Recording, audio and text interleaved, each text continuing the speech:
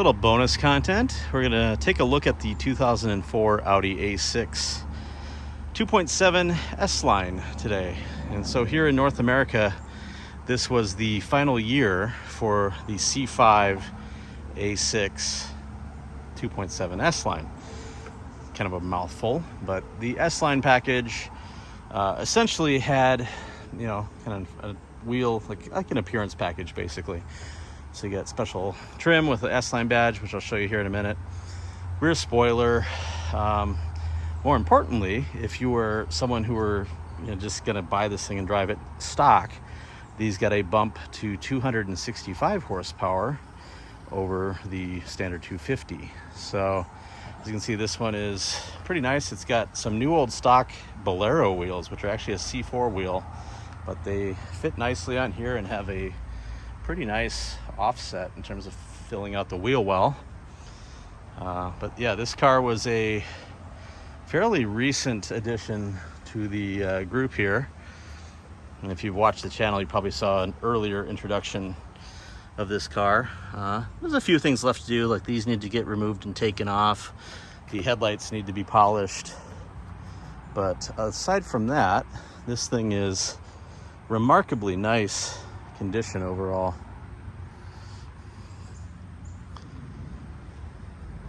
And it had the amber in the rear taillights, which I do appreciate on these. Again, nice, clean. I just had a bath, so I figured it'd be a good time to show the car, but all the standard Audi features. We got heated front and rear seats, and this is in quite nice shape, as you can see.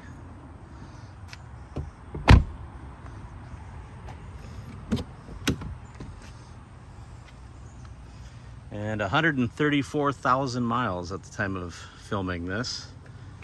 You can see this is a pretty much a time capsule car that, believe it or not, was found at the Minneapolis auto auction after being rejected by Audi Minneapolis.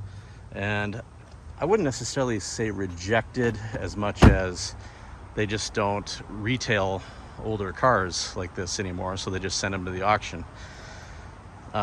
If you're into Audis, you know that parts can be kind of challenging to find for these, and just bringing it up to snuff to retail this thing was probably not worth the risk in their mind. So luckily for me, it went to auction.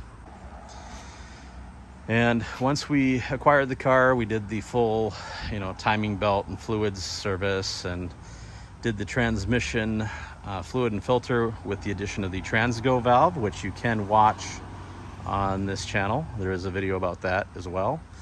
But yeah, it needs to have the headlights polished, those rear trims removed and replaced, and a couple of underhood plastic trim pieces are missing that I need to find and put back in place. Aside from that, I've got a little rattle on the driver's side heat shield around the turbo, which is kind of a 2.7 common issue. So we'll have to deal with that and actually do the full suspension rebuild on that.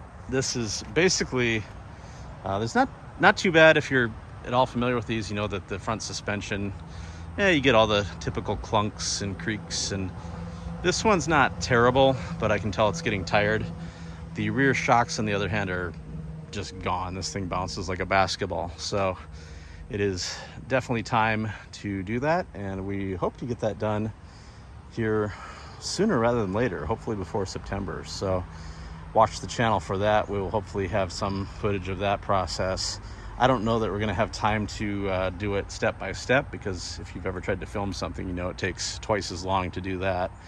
But we'll definitely keep you in the loop on this one.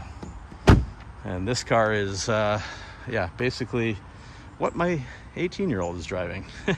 He started out driving the C4 A6.